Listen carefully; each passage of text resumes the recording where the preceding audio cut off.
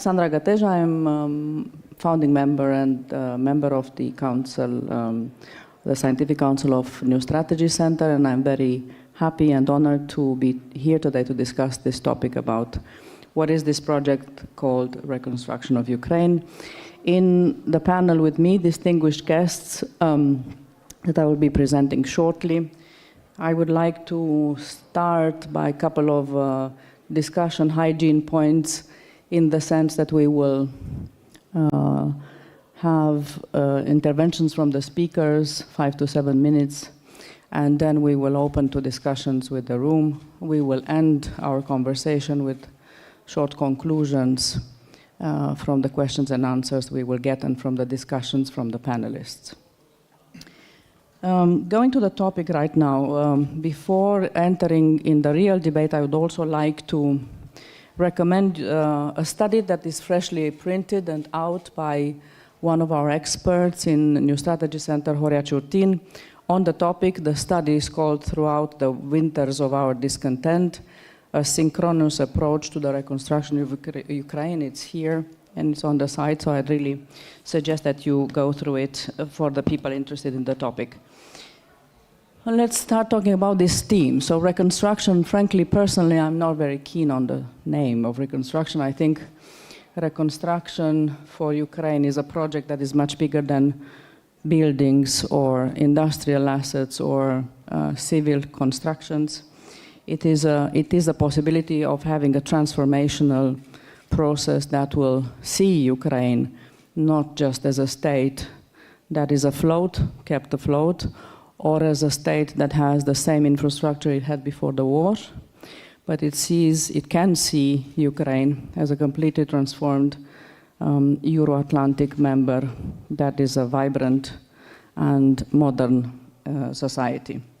So starting with these considerations, because I come from business, I would like to say that this project is the biggest project from World War II so far.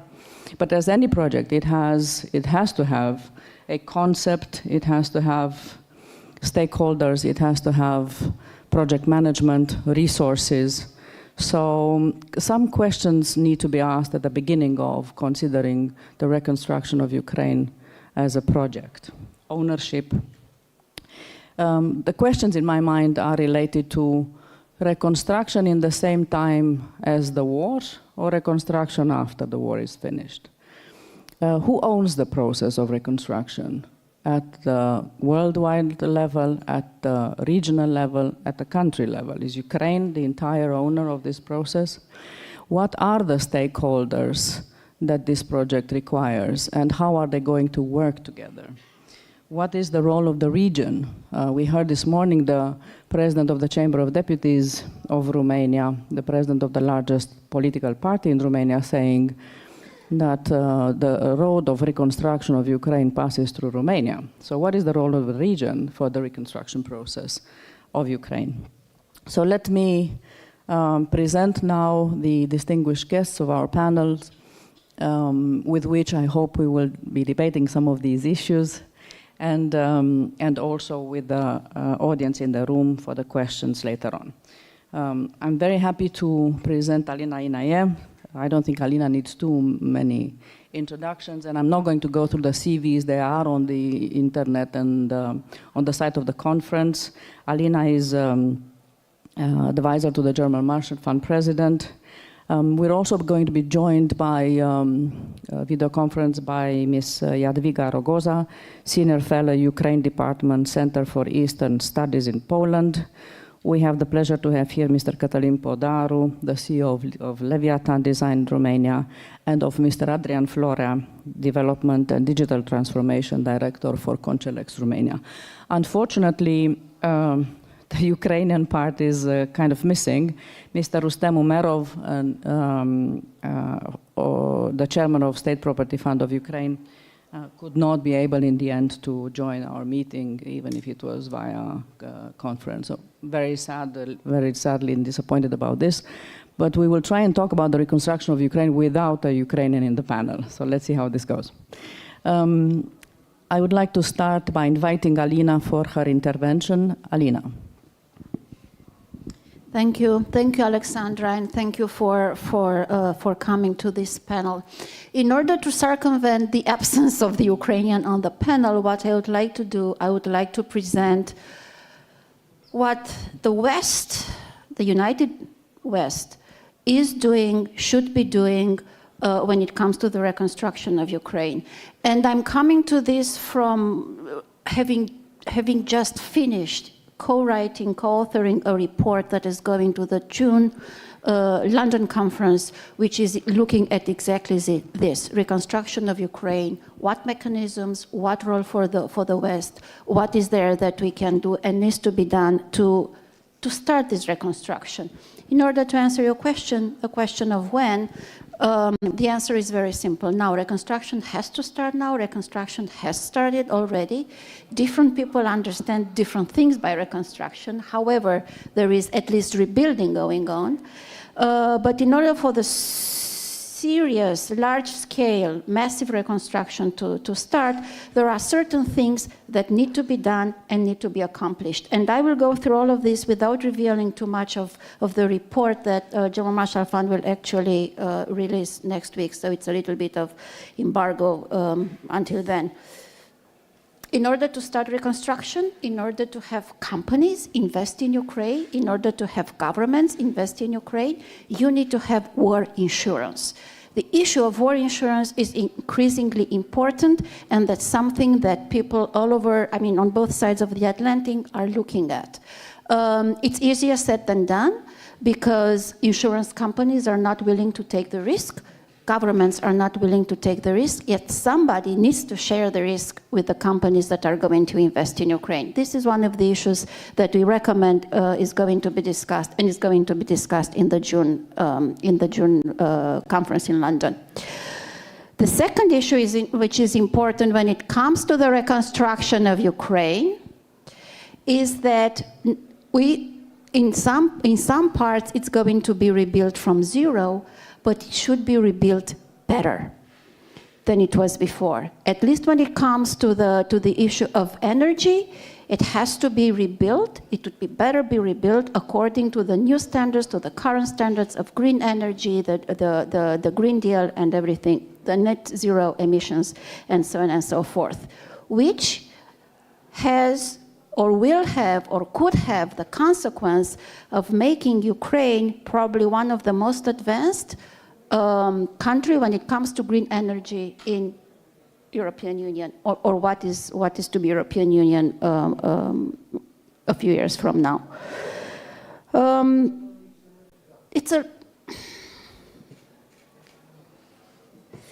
The third thing which is important, and there is an increasing number of people looking at it, is the issue of accountability and transparency. We all know, and I will say it plainly, we all know that until the war, Ukraine was not the least corruption country in the world. On the contrary, the issue of corruption, still ongoing corruption, is still lingering. When all of this money that we are talking about, be it 380 billion or be it 600 billion, is going to be invested in Ukraine, by we I mean the West, want to make sure that the way they are being spent is transparent, the government is held accountable, and we know exactly where the money goes to and who's benefiting from them. Of course, it should be the Ukraine, the entire country. And then last but not least, and this is the most complicated issue, is, okay, but where does the money come from? Should we continue to put the burden on the European, respectively American taxpayer to finance Ukraine? We've been financing the war. Should we continue to put burdens so we finance the reconstruction of Ukraine? And if the answer is morally yes, then who is going to take this political risk? We see what's going on in the United States. So then the easier answer that some people have come up with is, we'll use the Russian assets. We froze the Russian assets. They're in the neighborhood of 300 billion. It is now time to seize the Russian assets and put them to work and invest them in Ukraine. Easier said than done. The international law does not allow, we've been looking at this from all angles. It's very complicated to circumvent, to bypass, or to bend the international law such that these assets are going to be seized. There are numerous ideas floating around, which is investing these assets and using the revenues, creating a claims commission, creating a trust fund. But all of these require A, unity, transatlantic unity, and B, require time. So the Russian assets will not be usable for the reconstruction of Ukraine in the immediate future. This is one of the myths we are trying to dismantle, to destroy in London.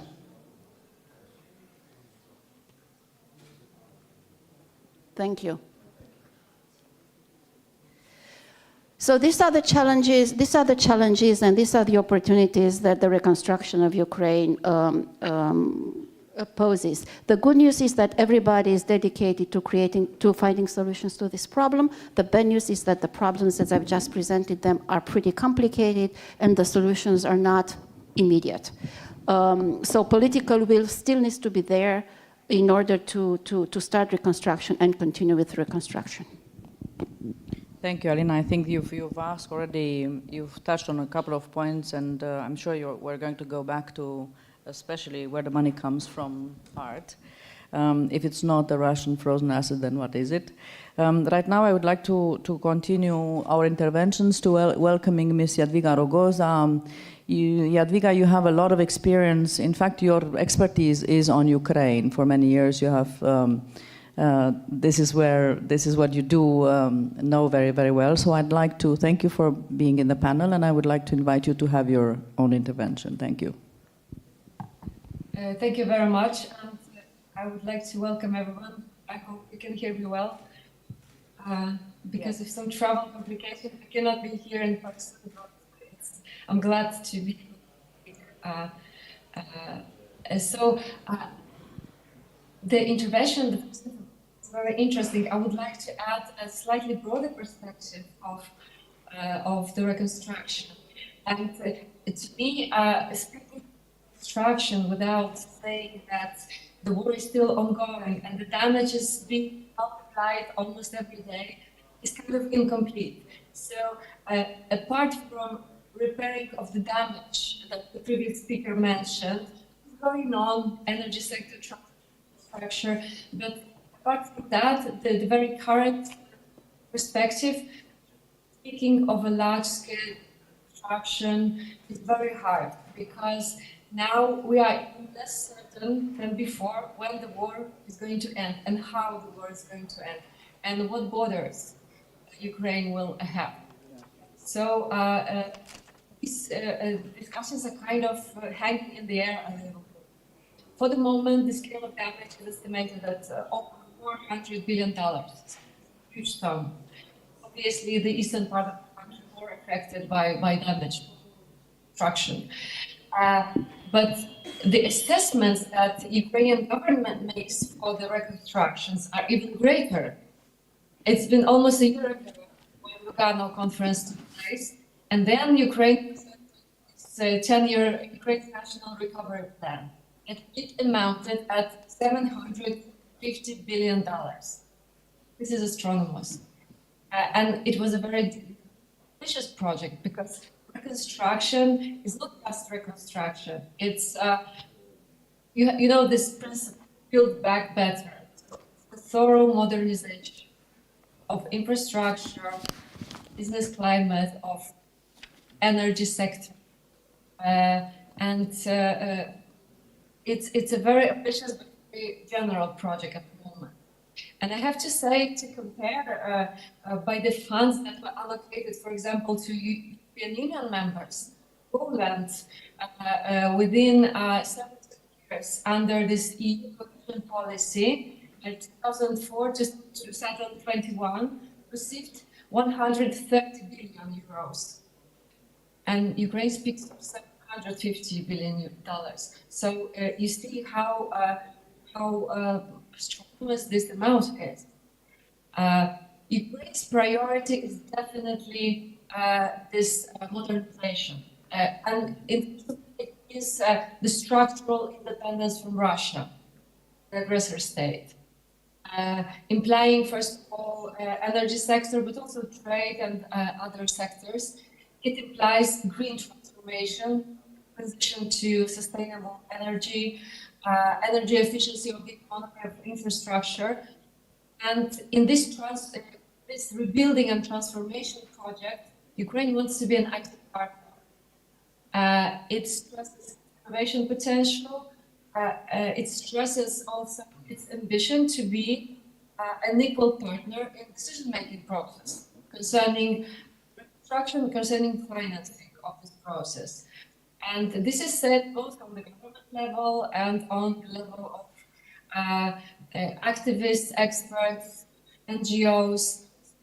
On the Ukrainian side, we also have this ambition to actively decide what kind of reconstruction, what kind of projects, and how the money is spent and issued. So it raises concerns on part of the donors because of the risk of appropriation of this fund. So mechanism is to be developed. Another mechanism that is to be developed is the coordination of efforts.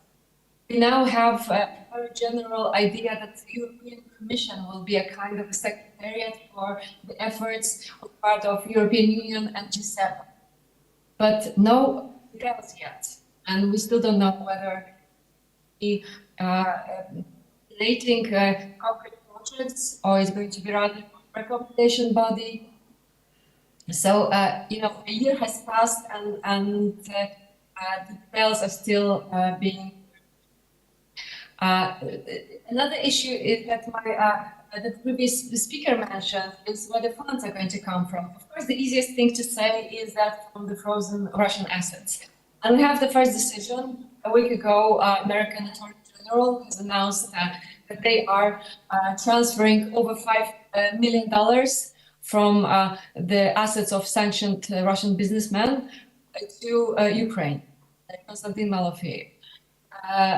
So, and the State Department said that this is just the beginning, but you can hear that this sum is $5 million, and Ukraine requires several hundred billion. So it's just the beginning, and the question mark is huge. What we can see now, I think it's important to say that many countries already undertake their own projects and agreements with Ukraine on level of regions, on level of local governments, companies, NGOs, and others. And it looks like they are preparing for future reconstruction, but on bilateral basis. So if and when this coordination mechanism is created of European Commissions, it seems that many projects may be developed beyond it. So it's really hard to imagine that a comprehensive operation like reconstruction will be squeezed into just one coordination center. Rather, it's going to continue just like this current assistance to Ukraine, financial and military and other, on very many levels, with very many actors, you know, state actors, businesses, municipalities, NGOs, physical persons, so individuals, and other. Last factor I want to mention, which is very important in transformation, successful transformation and reconstruction, is human capital. And Ukraine now faces a demographic disaster because the population is shrinking because of refugees and because of casualties. Many people, very many people have and will have health issues, trauma, PTSD, different illnesses. So this is a serious problem we have to think about, including thinking about the communities of Ukrainian refugees that are in our countries. Whether we want to encourage them to stay in our countries or encourage them to return to Ukraine and rebuild it. Ukraine, which showed that it has a remarkable, resilient, active and innovative society that declares to be a part of European sphere of values and principles, that is very eager to transform its country and join the EU, it also is very severely affected by this war. So a lot of dilemmas, in fact, with very few concrete answers. That's my perspective. Thank you. Thank you, Jadwiga. I personally appreciate your frankness, and although we haven't had such a good sound, I've noted down some of the points you were making, which, in my opinion, are extremely fair and pragmatic questions to ask. So, what is the victory looking like? What are going to be the borders? There is a difference between financing of this process between 400 billion, which is what the World Bank is saying, and what Ukrainians are saying, 750 billion US dollars for the reconstruction. Who is going to be the owner? That's also something else you have said. The point on the human capital, I think it's very valuable.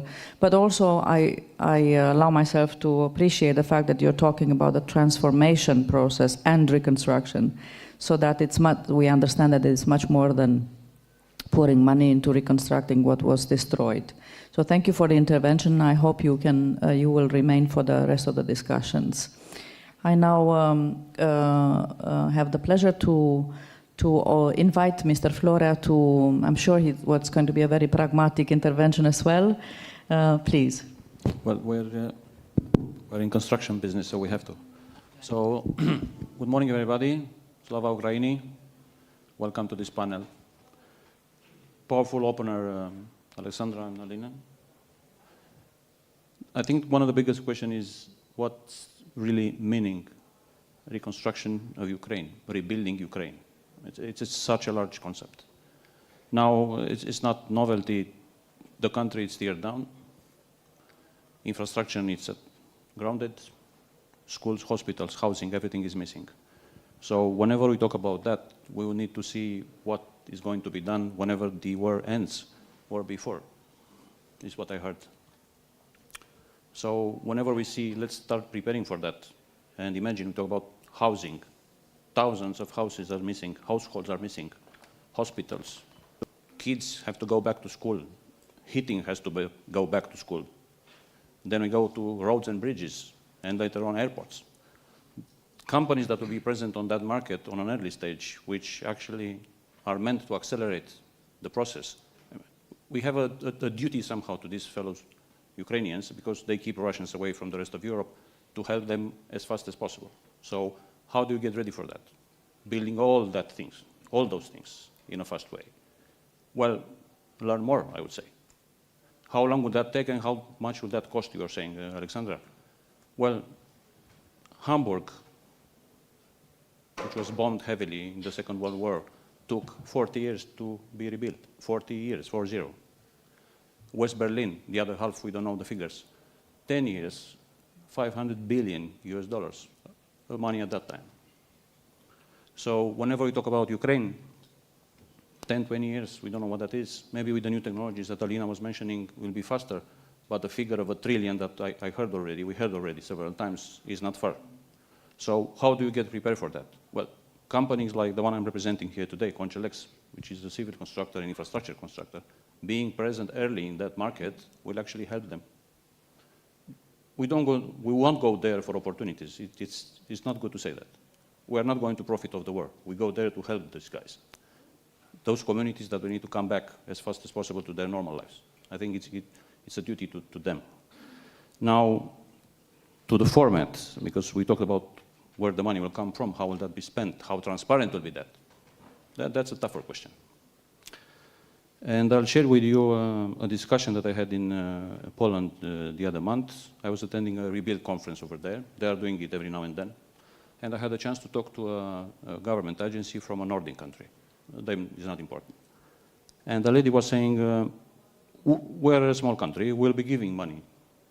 We'll be paying our moral duty to Ukraine. But we're not going to send money to their accounts and they will be playing with those money. No, we're not going to do that.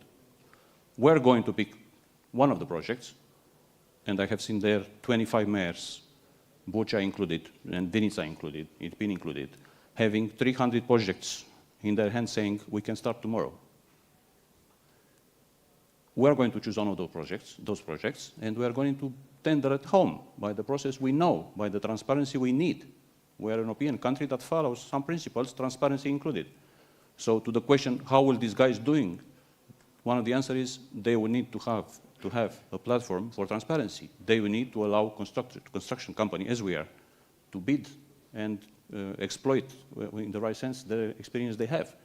We've been in the market for 30 years. We know how to do things. This is one of the companies that they need. That's one thing, for sure.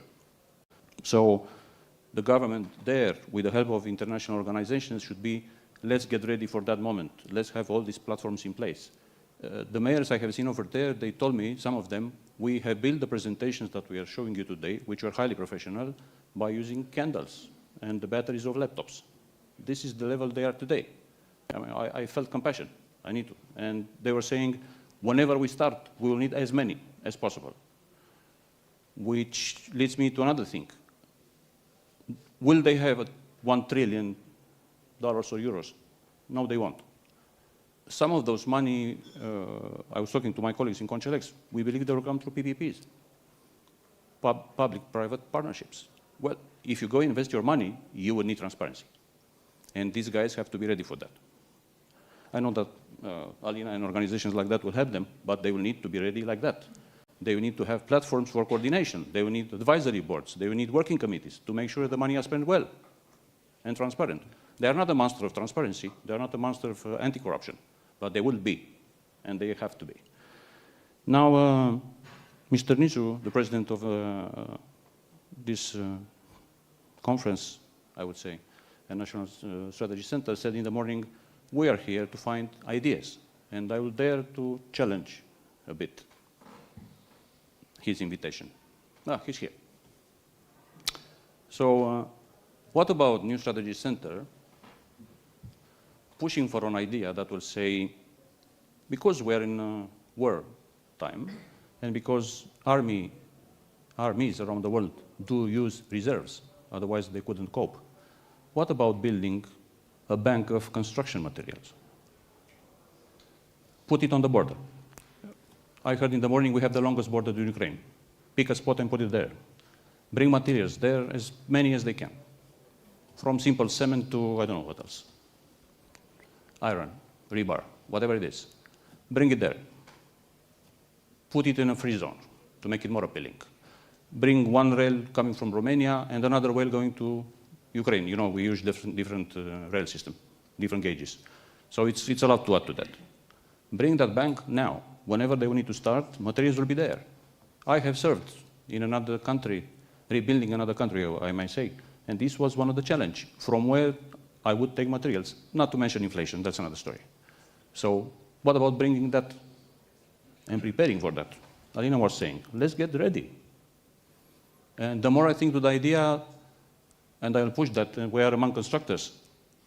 If you want to, we call it in Romanian, să fur startul, jump the gun in English. Design is the #1 thing you have to do. What about building a hub? I heard the word hub from Prime Minister, from Mr. Ciolacu this morning. Let's build a hub for Romanian companies and American companies come over here. What about doing a hub of designers? If somebody would ask us to do a design in Ukraine, we have a design company in our group, the #1 thing will be, what are the standards? I mean, designers will need to learn Russian/Ukrainian standards. So building a hub like that now, and teaching them, bringing Ukrainian experts, teaching them whatever it is, Cătălin will tell you more later probably, will actually make you stealing that start, getting ready in advance. That's one of the things that we'll do. I mean, if somebody will ask me, do you want to help? Yes. These guys, we have architects and designers that are young, and they are telling me, I would go, but I don't know where. Ukraine, you know, internet-wise, you cannot pick standards, despite the language barrier, and say, let me get ready. I mean, if we are on that path of paying this moral duty to a war, ex-war at that time zone, I think we need to get ready in time. #1. #2, governments on both sides, Ukrainians building transparency, and Romanian pushing up to the tax incentives. You want to go there and construct? Let me encourage you. We'll actually help Romanian companies and other companies, because we are not alone. Poland is just next door, to help these guys doing it faster. We are going about years, 10s, 20, I don't know, with a super advantage technology. They will be building energy grids, for instance, that will be green. So coming back to your, you said pragmatic. I will start, Ionel, making it now. Let's get ready. we're not looking at it as an opportunity. We're looking at it from another angle. And from that angle, we want to be faster there. Thank you. Thank you. I think I feel from the business hat point of view, I feel for you in the idea that what I hear you saying is potentially the reconstruction of Ukraine in reality for the country, for our country, can mean the relaunch or the reconstruction of Romania to be positioned as a competitive advantage here in the region. So it's an opportunity from this point of view. Thank you. Bună ziua, domnule Podaru. Vă invit să ne prezentați intervenția dumneavoastră. Știu că aveți un chart, dacă el poate fi pus și pe ecran. Mulțumesc. Bună ziua tuturor! Mă bucur să fiu aici la acest panel și să fiu parte dintr-o discuție pe această temă. Eu aș vrea să încerc cel puțin să aduc o altă abordare. To bring in a new approach, that is, we should think that this trillion is going to be one way or the other,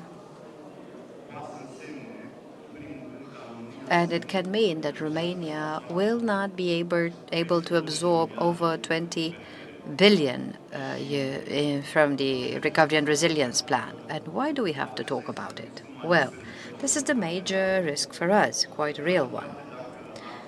However, if we act coherently and pragmatically, we can not only absorb the money to rebuild Romania and to develop it, but the Romanian construction companies can help on the one hand and also bring added value in Romania, thinking of the production capacity facilities for construction materials, because even in an area with a cold war or a cold conflict or colder conflict, the risks are rather high. And in the very short time that I have, I will try to refer to certain key aspects and please don't take these just as rhetorical questions, but we're going to try to present specific actions. Now, Adrian, and apart from what you mentioned, Adrian, your strategy is already stirring this discussion, and not just a discussion, it has taken steps among the few, if not the only NGO in Romania that started to take specific actions in the involvement in Ukraine, because we need to act today, and we need to talk of what we do as construction companies in Romania, which are our partners, which are the partners in Ukraine, and then we can speak of key procedural aspects of the future. Last year, I attended a conference in Warsaw organized by an American NGO. Very many US and European companies, but also representatives of the government, NSPA, NATO. And what I noticed is that there already are good practices for all stakeholders in relation to the conflict area. And another aspect was that there are certain specific aspects on areas of conflict, personnel risks, lack of infrastructure, and so forth. But from the experience of conflict areas in the past tens of years is rather different from what Ukraine is like.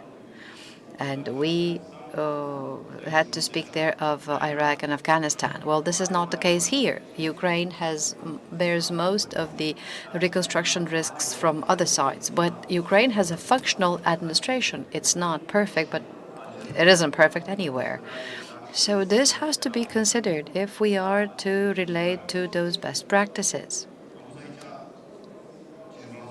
Someone said earlier that what should we do, well, if we were to do something?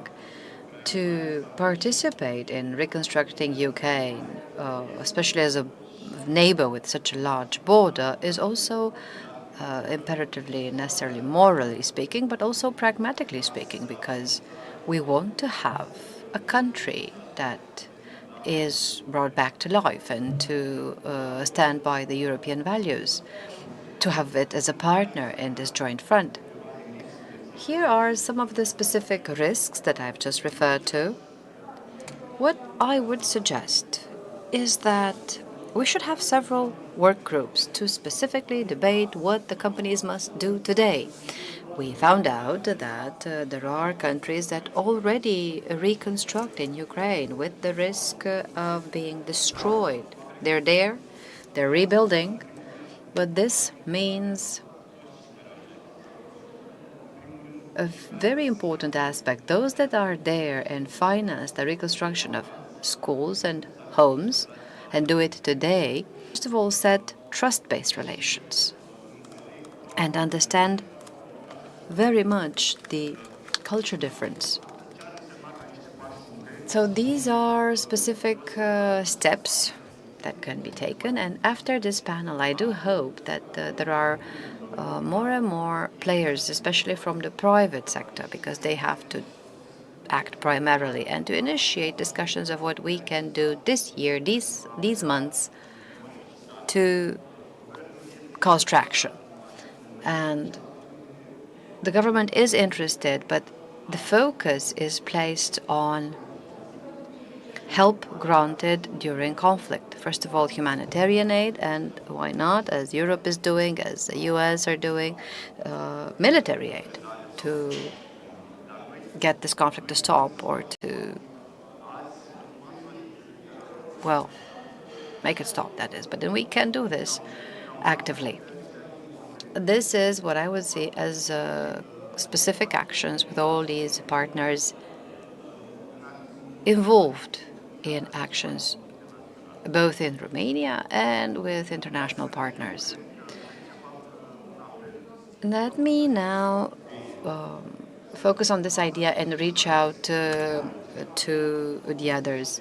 Let's not miss out on the 20 billion. It's clear that the Romanian economy, in case of even multi-year funding, will have high prices and lack of construction materials that happen even today due to other reasons, and they won't be able to catch up. So we should have production units of Romanian companies that are mostly preempting for the Romanian projects and to be able to support them, because the risk to go toward the highest price or the largest need is quite major.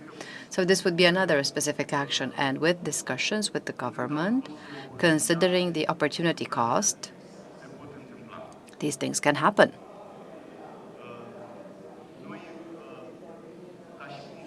As a company, we try with small steps with these collaborations to set trusted partnerships today to help the Ukrainian NGOs so that we understand better the context, but to initiate through strategic partners these discussions so as to answer all normal questions for a normal procurement process in constructions. But I think that, and I know that these are also addressed by the banks. How will they fund this? I know that they're also asked by government players. Just that to start penciling certain actions, we and each and every one of us has to take action. Thank you. Thank you for very specific proposals indeed. There is a difference, if we are to think, or to put it simply, there's no benchmark since the Second World War. We don't have a benchmark to set the frame for this project. Which are our benchmarks? Either a Marshall Plan type of solution or the help in the recent conflict theaters, or a rather segmented approach so that every country can contribute to a sector of activity or geography, and see here Great Britain, Kiev, and so forth. But we don't have a benchmark. So what will matter, as you say, is going to be which is the process through which this mammoth project will be attempted to be put in practice, and who owns it? Is it just the US and Europe? What about the allies, such as Southern Africa or Australia? How can these countries get involved in the future if they are from the stakeholders? Alina, did you want to add something? This is unique and this is unprecedented. The Marshall Plan came with money. We don't have the money. Comparing the reconstruction of Ukraine with Iraq and Afghanistan doesn't quite hold water, because that reconstruction was done when the war ended. What we are trying to do now is to reconstruct as the war, or at least prepare to reconstruct as the war is going on. So it has its uniqueness as well. And the reconstruction in both Iraq and Afghanistan were tarred by corruption on pretty much all of the sides. So this is why accountability on pretty much all of the sides is important in this endeavor. And then this cannot be done and won't be done by private actors alone. It has to be done by private actors, companies, together with governments, and together with international institutions. There is no other way. You can't have war insurances, you can't have coordination of everything that needs to be reconstructed without having all of these partners involved. It's not only European Union and the United States, Alexandra, is G7+. So Australia is part of this as well. There are more actors involved, or at least scratching their heads trying to figure out how to approach it. And last but not least, the difference in English, it makes sense, the difference between rebuilding and reconstruction. Rebuilding is putting buildings back. Reconstruction is actually going a step further and looking at reconstructing the infrastructure, energetic infrastructure, road infrastructure. It's more ample than just rebuilding, and this is why it's important to make this differentiation. Thank you. Well, thank you for the panelists for their interventions. We still have a couple of more minutes. I would like to open the room for questions. I would like to invite people who want to ask questions to first say who they are. Thank you. Please. Bună ziua! Mă numesc Valentin Bercă. Hello, I am Valentin Bercă. I represent Berăcapa Systems consultancy company in Craiova. Our company is involved in providing, as I said, consultancy to east-west, eastern corridors, military mobility and geography. Last year and at the beginning of this year, we have collaborated with the Ministry of Defense of Military Geography. We've presented Ukraine's military geography, the Belarus rail system. Last year, the European Commission has launched a new version of TEN-T maps, considering all the projects that existed in the pan-European corridors. So the railway corridors toward Ukraine have reappeared, being linked to the TEN-T network, and a railway corridor to Chisinau and Western Balkans were considered with railway corridors as well. In 2020-2021, within a trust we built with friends in Czernowitz, we've launched a proposal of a north-south railway corridor, quite brave. In 2020-2021, it was peace and friendship everywhere. In 2020, it was Dansk, Lviv, Ivano-Frankivsk, Czernowitz, Suceava, Constanța, with 600 kilometers shorter than rail to sea. In 2021, taking part in Sofia to the Forum of the Initiatives of the Three Seas. We brought in Gdansk, Lviv, Ivano-Frankivsk, Czernowitz, Suceava, Bulgaria, Greece, Alexandropolis as a new option, with links to the Adriatic Sea through northern Macedonia and Albania. What we would like to know is the link with Czernowitz. Well, we could get involved in redesigning the railway corridor, switching it on to European norms. To my understanding, such discussions have already taken place. Poland could build Lviv, Ivano-Frankivsk, so Czernowitz, northern Bukovina, and Ivano-Frankivsk, Transcarpathia. We've seen how important railway transport is. We've all seen what a blockage in the Black Sea means. And I think we should look into it and see how we can get involved. Furthermore, let me tell you that the largest train engine, Romgasku, in Ukraine was destroyed. Everything that was there was taken to Russia. All Baltic states, Belarus, were received train engines from there. Maybe we could get involved still. Thank you.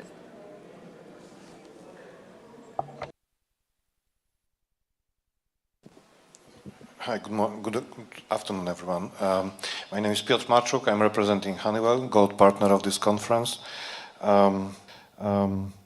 Thank you very much for your interventions, really kind of inspirational and insightful, though we are still with question marks after all these statements of yours. You mentioned that Marshall Plan came with funds.